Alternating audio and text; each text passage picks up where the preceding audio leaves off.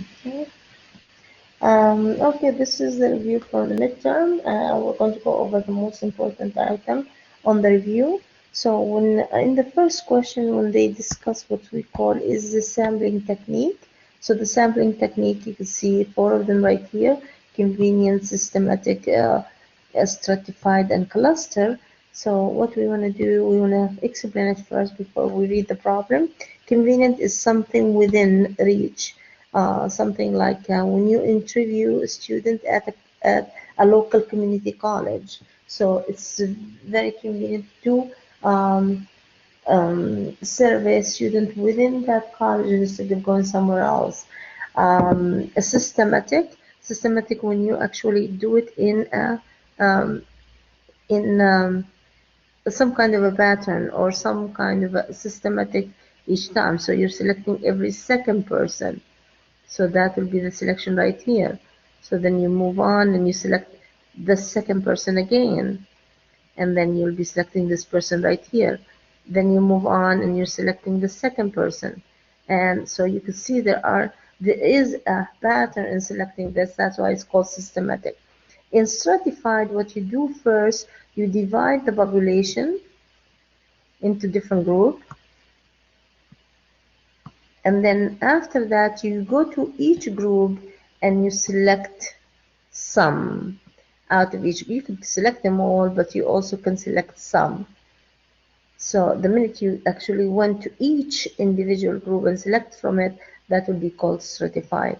With cluster, let's go ahead and say that we divide the population again into a different group, and you went in and you select from either one group or two, but not the third one. This way it's look like it's clustered within those two area.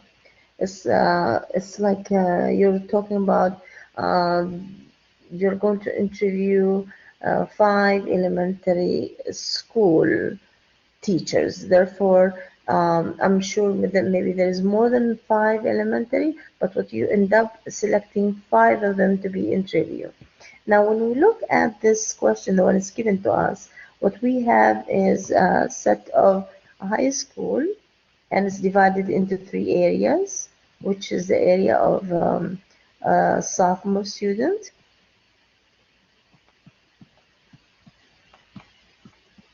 and then junior, and then senior.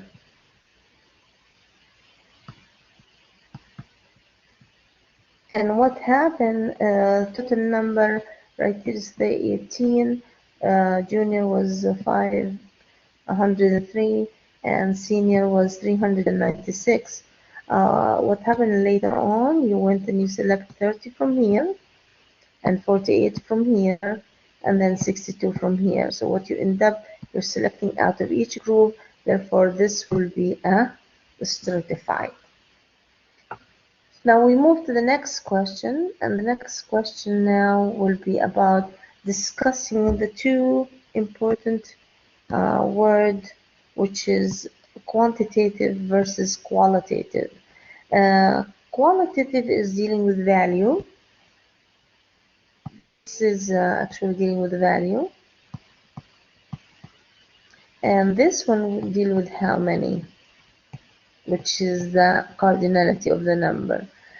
So now, when we discuss the number of seats in a movie theater, number deal with how many, therefore it will be quantitative. It will be quantitative. So because it's dealing with how many. If you're discussing the color of the car, that will be value. If you're discussing the, let's say the patient situation, that would be quality because it depends on the patient situation. I read 500 pages out of the book. That will be actually quantitative because it shows how many pages I read. So now when we move to the next one, the next question is dealing with find the z-score. So what we want to do, we want to go in and underline what we're looking for. So if I actually pick this, I'll say find the z-score corresponding to what value. So let's go ahead and see if we can summarize that problem the way it's given to us. So it says the IQ test has a mean. So we're going to say the mean right here, which is the letter mu, is equal to 100. We have a standard deviation is equal to 15, and then it's an individual IQ score found, so X will be 120. So now we need to go back to the formula sheet to find out what is the formula for the z-score. The z-score is equal X minus the mean divided by the standard deviation. So now we need to fill the formula in. Z is equal X is 120, mean is 100, divided by the standard deviation, which is 15. So that's will be equal to 20 divided by 15, which is 1.33. Usually the z-value will have 2 decimal places, therefore the answer is 1.33. The next one is dealing with the graph. So we're trying to find the area. Sometimes they ask find the area, find the probability, and so on. So when we deal with this problem, we need to understand how the shape work in finding the area. One of them is if we have the graph is colored to the left, therefore that will be basically a table value, the way it's written inside the table. If it is colored on the right, after I find the table value, I'll say 1 minus. It's always, whenever it's on the right, is always 1 minus the table value, because that's what's left out of 1. If we have between 2 value, that would be Z1, Z2, which is a higher one, minus the first one when you find the table value. There's another graph actually also. What happens if we have 1 on this side? Let's call it Z1. And then you have another one on this side, which is called Z2. So to find the area right here, then that will be the total area, which is the area table value for Z1 plus 1 minus table value for Z2. So you find each value and then you add them. That's why it says the total. Now, when we look at this one, this is between, meaning I have to subtract. So I'm going to say table value for Z is equal to 2.11 and minus table value for Z is equal negative 0.45. Now, when we actually do this, if we go to the table value where you can read actually this is 2.1 and on the top 0.1, and when we talk about table value, we're talking about table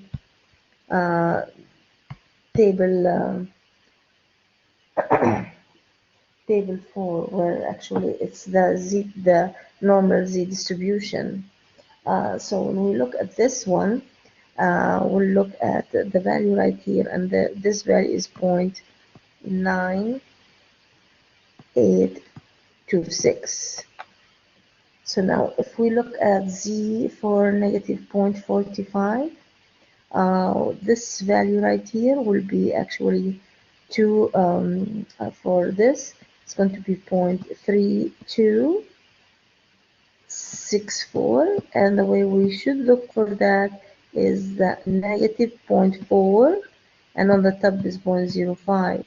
So when you have those two values, which is the one we have here and the one we have here, we just have to subtract by saying 0.9826 minus 0.3264, and the answer should be 0.6562. That is the area of the shaded region. Now, if you're using the calculator, which is CI83, you can click on second distribution, and then it will open a parenthesis for you. But first you click on number 2 and you open parenthesis, you type negative 10,000.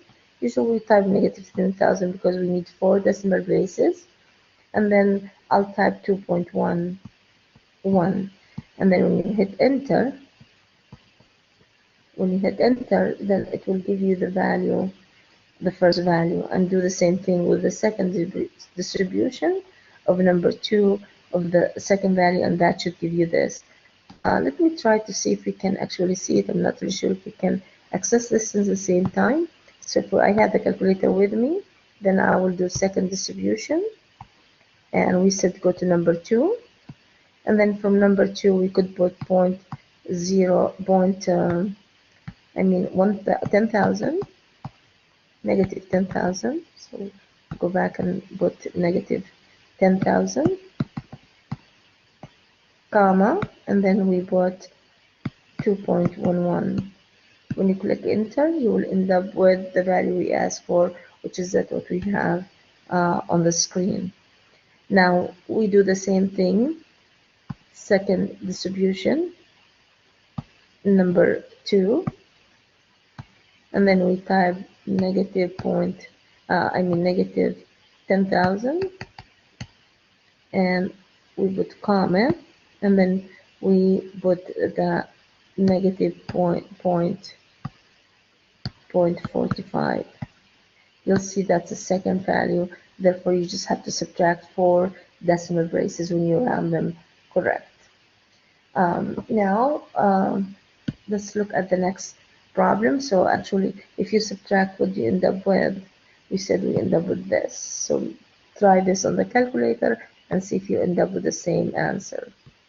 So you could do it either way, with the calculator or with the table, so you can do it correctly. Now, it says in number 5, again, let's look at the problem. It says class width, class midpoint, and class boundary. So if we define them on the side, and usually look and see what class they're talking about. It's very important because it could be a second, third, or fourth class. So what we're going to do is, first let's define the width. The width is usually given to us is lower of the second class minus lower of the first class. You could also do upper, but it depends. What we mean lower, this is the lower part and this is the lower part. So if I go to the first one, I say 50 minus 53 minus 50, and that will be equal to 3.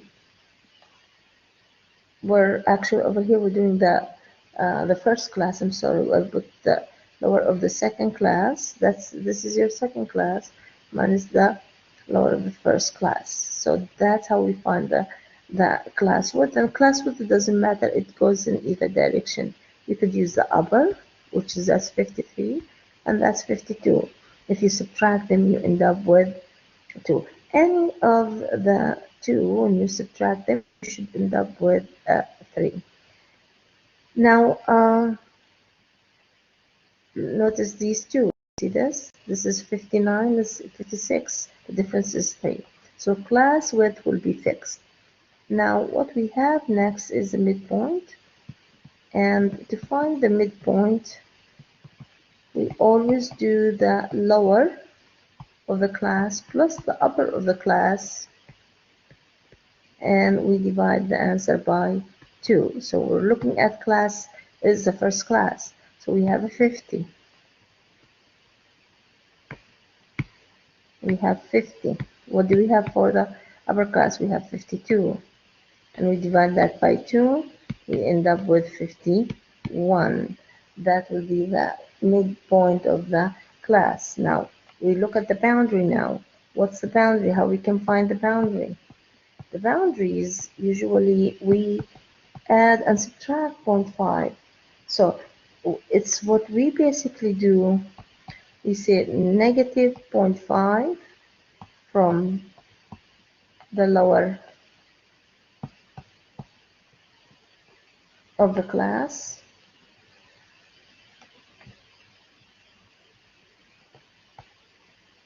of, since we're talking about the first class, and then we add 0.5